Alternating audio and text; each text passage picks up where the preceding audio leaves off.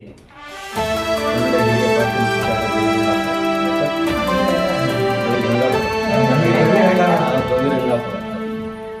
ಒಂದು ಶಾಲೆಯಲ್ಲಿ ನಮ್ಮ ಒಂದು ಪ್ರಗತಿ ಚಾರಿಟೇಬಲ್ ಟ್ರಸ್ಟು ಮತ್ತು ಇಲ್ಲಿನ ಒಂದು ಸಂಸ್ಥೆ ಆಗಿರುವಂಥ ನಮ್ಮ ಚಿಂತನಾ ಫೌಂಡೇಶನ್ ಅವರ ಒಂದು ಸಹಕಾರದಿಂದ ಇಲ್ಲಿ ಮಕ್ಕಳಿಗೆ ಒಂದು ಕಲಿಕಾ ಸಾಮಗ್ರಿಗಳನ್ನು ಕೊಡೋದಕ್ಕೆ ನಾವೇನು ಸೇರಿದ್ವಿ.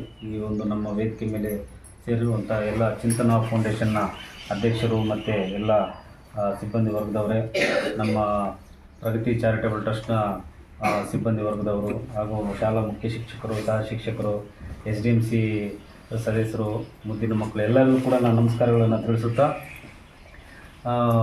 ಏನಂತಂದರೆ ಈಗ ಪ್ರತಿಯೊಬ್ಬರಿಗೂ ಕಾಮನ್ನಾಗಿ ಗೊತ್ತಿದೆ ಸರ್ಕಾರಿ ಶಾಲೆಗಳ ಒಂದು ಪರಿಸ್ಥಿತಿ ಏನಂತ. ಅದನ್ನು ನಾವು ಪದೇ ಪದೇ ಹೇಳಬೇಕಾಗಿಲ್ಲ, ಒಬ್ಬ ಸಾಮಾನ್ಯ ವ್ಯಕ್ತಿಗೂ ಕೂಡ ಗೊತ್ತಾಗಿದೆ ಈ ಸ್ಟೇಟಲ್ಲಿ ಸರ್ಕಾರಿ ಶಾಲೆಗಳ ಪರಿಸ್ಥಿತಿ ಏನಾಗಿದೆ ಅಂತ. ಈಗ ಸರ್ಕಾರಿ ಶಾಲೆಗಳು ಎಲ್ಲ ಮುಚ್ತಾ ಇದ್ದಾರೆ, ದಾಖಲಾತಿ ಇಲ್ಲ. ಆ ಮಕ್ಕಳು ಏನು ಸರ್ಕಾರಿ ಶಾಲೆಗಳಿಗೆ ಪೇರೆಂಟ್ಸ್ ಕಳಿಸ್ಕೊಡೋದಕ್ಕೆ ಅವ್ರಿಗೆ ಏನೋ ಒಂದು ಸ್ವಲ್ಪ ಮುಜುಗರ, ಅವ್ರು ಡಿಗ್ನಿಟಿ ಫೀಲ್ ಮಾಡ್ತಾರೆ. ಏನಂತಂದರೆ ಆ ಮಕ್ಕಳಿಗೆ, ನಮ್ಮ ಮಕ್ಕಳನ್ನು ಸರ್ಕಾರಿ ಶಾಲೆಗೆ ಕಳಿಸಿದ್ರೆ ಸೊಸೈಟಿಯಲ್ಲಿ ನನ್ನ ಡಿಗ್ನಿಟಿ ಬಿದ್ದೋಗುತ್ತೇನೋ, ನಾನು ಸರ್ಕಾರಿ ಶಾಲೆಯಲ್ಲಿ ಓದಿಸ್ತಾ ಇದ್ದೀವಿ ಅಂತಂದರೆ ಅವ್ರಿಗೇನೋ ಒಂದು ಸ್ವಲ್ಪ ಫೀಲು, ಲೋ ಡಿಸ್ಕ್ರಿಮಿನೇಷನ್ ಅಂತ ನಾವು ಕರಿತೀವಿ. ಬೇರೊಬ್ರು ಯಾರಾದ್ರು ಪಕ್ಕದ ಮನೆಯವರು ಖಾಸಗಿ ಶಾಲೆಗೆ ಕಳಿಸ್ತಾ ಇದ್ದರೆ ಅವ್ರ ಮುಂದ್ಗಡೆ ಇವರು ಕಡಿಮೆ ಆಗಬಾರ್ದು. ಇಲ್ಲಿ ಸ್ವಾರ್ಥ ಯಾರು ನಡೀತಾ ಇದೆ ಅಂದರೆ ಮಕ್ಕಳು ನಡೀತಾ ಇಲ್ಲ, ಪೇರೆಂಟ್ಸ್ ನಡೀತಾ ಇದೆ. ಸೊ ಪೋಷಕರ ಸ್ವಾರ್ಥದಿಂದ ಮಕ್ಕಳು ಬಲಿ ಆಗ್ತಿರುವಂಥ ಪರಿಸ್ಥಿತಿ ಕೂಡ ನಡೀತಾ ಇದೆ. ಅದೇ ರೀತಿಯಾಗಿ ಇನ್ನೊಂದು ಏನೋ ಈಗೋ ಅಂತ ಕರಿಬೋದು, ಅಥವಾ ಅವ್ರ ಡಿಗ್ನಿಟಿ ಅಂತ ಇರ್ಬೋದು, ಅವ್ರ ಪೇರೆಂಟ್ಸಿಗೆ ಡಿಗ್ನಿಟಿಗೋಸ್ಕರ ಪ್ರೈವೇಟ್ ಶಾಲೆಗಳು ಸೇರಿಸು, ಮತ್ತು ಅವರು ಅಲ್ಲಿ ಸೇರಿಕೊಂಡು ಆ ಮಕ್ಕಳ ಮೇಲೆ ಬೀಳ್ತಾರಂಥ ಪ್ರೆಷರ್ ಕೂಡ ಮತ್ತೆ ಪೋಷಕರದೇ ಪ್ರಾಬ್ಲಮ್ ಆಗ್ತಾಯಿದೆ. ಸೊ ಎರಡು ರೀತಿಯಲ್ಲೂ ಕೂಡ ಪೋಷಕರದೇ ಪ್ರಾಬ್ಲಮ್ ಆಗ್ತಾ ಇರೋದ್ರಿಂದ ಇದನ್ನೆಲ್ಲ ನಾವು ಮನಗಂಡಬೇಕಾಗ್ತದೆ, ಸ್ಪಂದಿಸಬೇಕಾಗ್ತದೆ. ನಾವೊಬ್ಬರೇ ಅಲ್ಲ, ಎಲ್ಲ ಸಂಘ ಸಂಸ್ಥೆಗಳು, ಸರ್ಕಾರ ಕೂಡ ಇದು ಮುಖ್ಯವಾಗಿ ಸ್ಪಂದಿಸಬೇಕಾಗ್ತದೆ. ಆವಾಗ ತಾನೇ ನಾವು ಸರ್ಕಾರಿ ಶಾಲೆಗಳನ್ನು ನಾವು ಉಳಿಸ್ಲಿಕ್ಕಾಗ್ತದೆ. ಈಗ ಸರ್ಕಾರಿ ಶಾಲೆಗಳು ಯಾಕೆ ಉಳಿಸ್ಬೇಕು ಅಂತಂದರೆ, ಯಾವುದೇ ಕಾರಣದಲ್ಲಿರುವಂಥ ಯಾವುದೇ ಕ್ಯಾಸ್ಟು, ಕ್ರೀಡು, ಕಲರ್ ಯಾವುದಾದ್ರೂ ವ್ಯಕ್ತಿಗೆ ಶಿಕ್ಷಣ ದೊರಕಬೇಕಂತಂದರೆ ಸರ್ಕಾರಿ ಶಾಲೆಗಳೇ ಮೇನ್ ಕಾರಣ. ಈಗ ಯಾವ ಖಾಸಗಿ ಶಾಲೆಗಳಿಗೆ ಸೇರ್ಸೋಕ್ಕಾಗುತ್ತಾ ಸರ್? ಪ್ರತಿಯೊಬ್ಬರಿಗೂ ಆ ಶಕ್ತಿ ಇರುತ್ತಾ? ಬಡವರಿಗೆ ಶಕ್ತಿ ಇರುತ್ತಾ?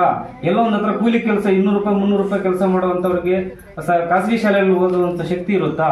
ಅವರು ಕಂಪಲ್ಸರಿ ಸರ್ಕಾರಿ ಶಾಲೆಗೆ ಕಳಿಸ್ಬೇಕಾಗ್ತದೆ.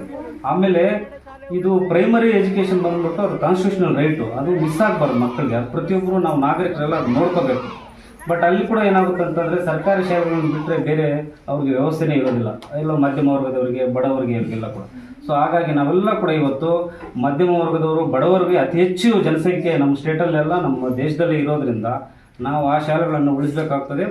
ಮತ್ತು ಇನ್ನೊಂದು ಏನಂತಂದರೆ, ಸರ್ಕಾರಿ ಶಾಲೆಗಳಲ್ಲೂ ಇವತ್ತು ಈ ದೇಶ ಇಷ್ಟುವರೆಗೂ ನಾವು ಕಟ್ಟಿದ್ದೀವಿ ಅಂತಂದರೆ ಅದೆಲ್ಲ ಸರ್ಕಾರಿ ಶಾಲೆಗಳಲ್ಲಿ ಓದಿ ಬಂದಿರೋರೇ ಕಟ್ಟಿರೋದಂಥದ್ದು. ಇವತ್ತು ಸಡನ್ನಾಗಿ ಒಂದು 10-15 ವರ್ಷಗಳಲ್ಲಿ ಖಾಸಗಿ ಶಾಲೆಗಳಲ್ಲಿ ಓದ್ಬಿಟ್ಟು IAS IPSಗಳು ಬರೆದ್ಬಿಟ್ರೆ ದೇಶ ಕಟ್ಟಲಿಕ್ಕೆ ಆಗೋದಿಲ್ಲ. ಸ್ವತಂತ್ರ ಬಂದಾಗಿನಿಂದ ಇವತ್ತವರೆಗೂ ನಾವೇನು ಅಚೀವ್ಮೆಂಟ್ ಮಾಡಿದ್ದೀವಿ ಅದೆಲ್ಲ ಕೂಡ ಎಲ್ಲ ತಳಪಾಯ ಬಂದ್ಬಿಟ್ಟು ಸರ್ಕಾರಿ ಶಾಲೆಗಳಾಗಿರ್ತವೆ. ಅಲ್ಲಿಂದ ಬಂದವರೇ ಈ ದೇಶವನ್ನು ಕಟ್ಟಿರ್ತಾರೆ. ಹಾಗಾಗಿ ನಾವು ಅವುಗಳನ್ನು ಇನ್ನೊಂದಷ್ಟು ಜನ್ರೇಷನ್ಗೆ, ನಮ್ಮ ಮುಂದಿನ ಪೀಳಿಗೆಗೆ ನಾವು ಉಳಿಸ್ಬೇಕಾಗ್ತದೆ. ಆ ಒಂದು ನಿಟ್ಟಿನಲ್ಲಿ ಏನು ಮಾಡ್ಬೋದು ಸರ್ಕಾರಿ ಶಾಲೆಗಳನ್ನು ಉಳಿಸ್ಬೇಕಂತಂದರೆ, ಅಂದರೆ ಸರ್ಕಾರಿ ಶಾಲೆಗಳು ಕ್ಷೀಣಿಸ್ತಾ ಇದ್ದಾವೆ. ಅದಕ್ಕೆ ನಾವು ರಿಸೋರ್ಸಸ್ಸನ್ನು ಕ್ರಿಯೇಟ್ ಮಾಡಬೇಕು, ಹೊಸತನವನ್ನು ನಾವು ಟಚ್ ಕೊಟ್ಟಾಗ ಅದು ಸ್ವಲ್ಪ ಕಮ್ಯುನಿಟಿಯಲ್ಲಿ ಅದನ್ನು ಸ್ವಲ್ಪ ಏನೋ ಅಟ್ರಾಕ್ಷನ್ ಆಗುತ್ತೆ. ಪೇರೆಂಟ್ಸ್ ಕೂಡ ಸೇರಿಸೋದಕ್ಕೆ ಇಷ್ಟಪಡ್ತಾರೆ. ಅಲ್ಲೇನೋ ಒಂದು ಟೀಚರ್ಸು ಅವ್ರಿಗೇನೋ ವ್ಯವಸ್ಥೆ ಇರೋದಿಲ್ಲ, ಅವ್ರೇನು ಆ ಥರದೆಲ್ಲ ತೊಂದರೆಗಳನ್ನು ನಾವು ನೋಡಿ ಅದನ್ನು ನಾವು ಸರಿಪಡಿಸಿದಾಗ ಆ ಶಾಲೆಗೆ ಮೆರುಗು ಬರುತ್ತೆ. ಆ ನಿಟ್ಟಿನಲ್ಲಿ ನಾವೇನು ಮಾಡ್ತಾಯಿದ್ದೀವಿ, ಎಲ್ಲ ಸೋರುವಂಥ ಸರ್ಕಾರಿ ಶಾಲೆಗಳನ್ನು ನಾವು ರೆಡಿ ಮಾಡ್ತೀವಿ. ಮತ್ತು ಎಲ್ಲ ಕೆಳಗಡೆ ಎಲ್ಲ ಕಿತ್ತೋಗಿರುವಂಥ ನೆಲವನ್ನು ಎಲ್ಲ ತೆಗೆದುಬಿಟ್ಟು ಟೈಲ್ಸ್ ಹಾಕ್ಕೊಟ್ಟಿದ್ವಿ. ಮಕ್ಕಳು ನೆಲದಲ್ಲಿ ಕೂತ್ಕೊಳ್ತಾ ಇದ್ರೆ ಡೆಸ್ಕ್ಗಳು ಹಾಕ್ಕೊಡ್ತಾ ಇದ್ವಿ. ಸ್ಮಾರ್ಟ್ ಕ್ಲಾಸಸ್ ಇಲ್ಲ ಅಂದರೆ ಸ್ಮಾರ್ಟ್ ಕ್ಲಾಸಸ್ ಮಾಡಿಕೊಡ್ತಾ ಇದ್ವಿ. ಮತ್ತು ಪೇಂಟಿಂಗ್ ಇಲ್ಲ ಅಂತಂದರೆ ಎಲ್ಲ ಕ್ಲೀನಾಗಿ ರೆಡಿ ಮಾಡಿ ತೆಗೆದುಬಿಟ್ಟು ಎಲ್ಲ ಮತ್ತೆ ಹೊಸದಾಗಿ ಪೇಂಟಿಂಗ್ ಮಾಡ್ತಾ ಇದ್ವಿ. ಸರ್ಕಾರಿ ಶಾಲೆಗೆ ಭದ್ರತೆ ಇಲ್ಲ ಅಂತಂದರೆ ಕಾಂಪೌಂಡ್ಗಳು ಕಟ್ಕೊಡ್ತಾ ಇದ್ದೀವಿ. ಶಾಲೆಗಳಲ್ಲೂ ಕೂಡ ಇರೋರಿಗೆ ಏನಾದರೂ ಒಂದು ಫೈಲ್ಸು ಅದು ಇಟ್ಕೊಳ್ಳೋಕ್ಕಿಲ್ಲ ಅಂದರೆ ಕಬೋರ್ಡ್ಸು ಮತ್ತು ಬೀರು ಅವೇನಾದ್ರು ಇರ್ತಾವಲ್ಲ ಅವೆಲ್ಲ ಅಲ್ಮೇರಗಳೆಲ್ಲ ನಾವು ಕೊಡ್ತಾ ಇದ್ದೀವಿ. ಟೇಬಲ್ಸು ಚೇರ್ಸ್ ಎಲ್ಲ ಕೊಡ್ತಾ ಇದ್ದೀವಿ. ಈ ಓವರಾಲ್ ಆಗಿ ನಾವು ಬಿಡಿಬಿಡಿಯಾಗಿ ಹೇಳೋದು ಬೇಡ, ಓವರಾಲ್ ಆಗಿ ರಿಸೋರ್ಸಸ್ಸನ್ನು ನಾವು ಸರ್ಕಾರಿ ಶಾಲೆಗಳು ಕ್ರಿಯೇಟ್ ಮಾಡಿದ್ದೆ ಆದಲ್ಲಿ ನಿಜವಾಗ್ಲೂ ಅವು ಪಳ್ಕೊಳ ಅಂತ ಹೊಳಿತವೆ, ಅಟ್ರಾಕ್ಟ್ ಆಗ್ತವೆ. ಇವಾಗ ಖಾಸಗಿ ಶಾಲೆ ಬಿಲ್ಡಿಂಗ್ ನೋಡಿದ ತಕ್ಷಣ ಈ ಶಾಲೆಯಲ್ಲೇ ನನ್ನ ಮಗುನ ಓದಿಸ್ಬೇಕು, ಆ ಶಾಲೆಯಲ್ಲೇ ನನ್ನ ಮಗು ಓದಿಸ್ಬೇಕು, ಎಷ್ಟೇ ಫೀಸ್ ಆದರೂ ಪರವಾಗಿಲ್ಲ, ತಿನ್ನೋಕ್ಕಿಲ್ಲ ಅಂದರೂ ಪರವಾಗಿಲ್ಲ, ಕೂಲಿ ಮಾಡಿದ್ರೂ ಪರವಾಗಿಲ್ಲ ಅಂತ ಹೆಂಗೆ ಯೋಚನೆ ಮಾಡ್ತಾರೆ.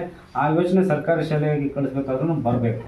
ಅಲ್ಲಿ ಹೋಗ್ತಾರೆ 8 ಗಂಟೆಗೆ ವ್ಯಾನ್ ಬರುತ್ತಂದ್ರೆ 5 ಗಂಟೆಗೆ ಪೇರೆಂಟ್ಸ್ ಎದ್ದಿರ್ತಾರೆ, ಮಗುನ ಬಡ್ದು ರೆಡಿ ಮಾಡಿಸಿ ಬಂದು ರೋಡಲ್ಲಿ ಟಿಫನ್ ಕ್ಯಾರಿಯರ್ ಇಟ್ಕೊಂಡು ನಿಲ್ಸಿರ್ತಾರೆ. ಸೊ ಆ ಬುದ್ಧಿ ಯಾಕೆ ಬರುತ್ತಂತಂದ್ರೆ ಅದೇ ಸಮಾಜದಲ್ಲಿ ಈ ಥರ ಏರಿಳಿತಗಳು ಇದ್ದೇ ಇರ್ತವೆ. ಅದೊಂದು ಡೈಲಮ್, ಅದನ್ನು ಅಷ್ಟು ಬೇಗ ನಾವು ರೆಡಿ ಮಾಡ್ಲಿಕ್ಕೆ ಆಗೋದಿಲ್ಲ. ಆದರೆ ಸರ್ಕಾರಿ ಶಾಲೆಗಳ ಬಗ್ಗೆ ಒಲವು ಇಟ್ಕೋಬೇಕಂದ್ರೆ ಪೇರೆಂಟ್ಸ್ಗೆ ನಾವು ಶಾಲೆಯಲ್ಲಿ ಕೂಡ ಕೆಲವೊಂದು ಬದಲಾವಣೆಗಳು ಮಾಡ್ಕೋಬೇಕಾಗ್ತದೆ. ಆ ಬದಲಾವಣೆಗಳನ್ನು ನಾವು ತರೋ ನಿಟ್ಟಿನಲ್ಲಿ ಕೆಲಸ ಮಾಡ್ತಾಯಿದ್ದೀವಿ. ಈ ಭಾಗದಲ್ಲಿ ಏನಾದರೂ ಮಾಡಬೇಕು ಅಂತ ನಮ್ಗೆ ಅನಿಸ್ಕೊಂಡಾಗ ನಮಗೆ ತೋಚಿದೆ ನಮ್ಮ ಚಿಂತನಾ ಫೌಂಡೇಶನ್ ನಮ್ಮ ಇವರು.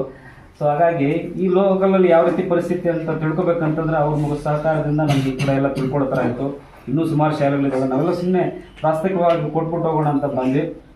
ಆದರೂ ಕೂಡ ಮಕ್ಕಳು ಶಿಸ್ತಿನಿಂದ ಶಿಕ್ಷಕರ ಒಂದು ಸಹಕಾರದಿಂದ ನಮಗೆ ಇದೆಲ್ಲ ನೆರವೇರಿಸಲಿಕ್ಕೆ ಸಾಧ್ಯ ಆಗ್ತಾ ಇದೆ. ನಿಮಗೆಲ್ಲರಿಗೂ ಕೂಡ ನಾನು ನಿಜವಾಗ್ಲೂ ಧನ್ಯವಾದಗಳನ್ನು ತಲುಪಿಸ್ತೀನಿ. ನಾವೇ ಅಲ್ಲ, ಯಾರೇ ದಾನಿಗಳಾದರೂ ಕೂಡ ಶಿಕ್ಷಕರು ಮುಜುಗರ ಇಲ್ಲದೆ ದಾನ ಹೆಂಗೆ ಕೇಳಬೇಕಂದ್ರೆ, ನಾಚಿಕೆ ಇದ್ದರೆ ದಾನ ಇದು ಕೇಳಬೇಕು. ಯಾರನ್ನು ಕೇಳಬೇಕಂತಂದರೆ ಹಂಗೆ ಕೇಳಿದಾಗ ಪ್ರತಿಯೊಬ್ಬರು ಈ ಲೋಕಲ್ ಡೋನರ್ಸೇ ನಿಮ್ಗೆ ಸಿಗ್ಬೋದು. ಸೊ ಹಾಗಾಗಿ ಮುಜುಗರ ಇಲ್ಲದೆ ಸರ್ಕಾರಿ ಶಾಲೆಗೆ ಯಾರೇ ಬಂದರೂ ಕೂಡ ನೀವು ಹಿಡಿದು ಶಾಲೆಯನ್ನು ಅಭಿವೃದ್ಧಿಪಡಿಸಬೇಕಾದ ಜವಾಬ್ದಾರಿ ನಿಮ್ಮ ಹೆಗಲ ಮೇಲೆ ಇರುತ್ತೆ ಅಂತ ನಾನು ಹೇಳ್ತಾ, ಆಮೇಲೆ ಶಿಕ್ಷಣ ಅನ್ನೋದೇನು ಗೊತ್ತಾ, ಅದು ಒಂದು ಅಸ್ತ್ರ ಬಿಟ್ಟರೆ ಎಲ್ಲವನ್ನು ಗೆಲ್ಲುವಂಥ ಒಂದು ಪ್ರಬಲವಾದ ಅಸ್ತ್ರ ಶಿಕ್ಷಣ. ಅದನ್ನು ನಾವೆಲ್ಲ ಒಂದು ನಿಟ್ಟಿನಲ್ಲಿ ಕೊಡಬೇಕಾಗ್ತದೆ. ಹಾಗಾಗಿ ಎಲ್ಲ ಸಹಕಾರ ನೀವೆಲ್ಲ ಕೊಟ್ಟಿದ್ದಕ್ಕೆ ಇಲ್ಲಿವರೆಗೂ ನಾವು ಬಂದು ಒಂದು ಬುಕ್ಸನ್ನು ಕೊಡಲಿಕ್ಕೆ ಸಾಧ್ಯ ಆಯಿತು. ನಮ್ಮ ಸೇವೆ ನಿರಂತರವಾಗಿ ನಮ್ಮ ರಾಜ್ಯದಲ್ಲಿ ಒಂದು 5 ಜಿಲ್ಲೆಗಳಲ್ಲಿ ನಡೀತಾ ಇದೆ. ಸರ್ಕಾರದಿಂದ ಮತ್ತು ಲೋಕಲ್ ಸರ್ಕಾರ ಆಗಿರ್ಬೋದು, ರಾಜ್ಯ ಸರ್ಕಾರಗಳಿಂದ ಆಗಿರ್ಬೋದು, ಅಂತಾರಾಷ್ಟ್ರೀಯ ಮಟ್ಟದಲ್ಲೂ ಕೂಡ ನಮಗೆ ಒಳ್ಳೆ ಅಭಿನಂದನೆಗಳು, ಸರ್ಟಿಫಿಕೇಟ್ಸು ಎಲ್ಲ ಕೂಡ ನಮ್ಮ ಸರ್ಕಾರದಿಂದ ಎಲ್ಲ ಸಿಕ್ಕಿರ್ತದೆ.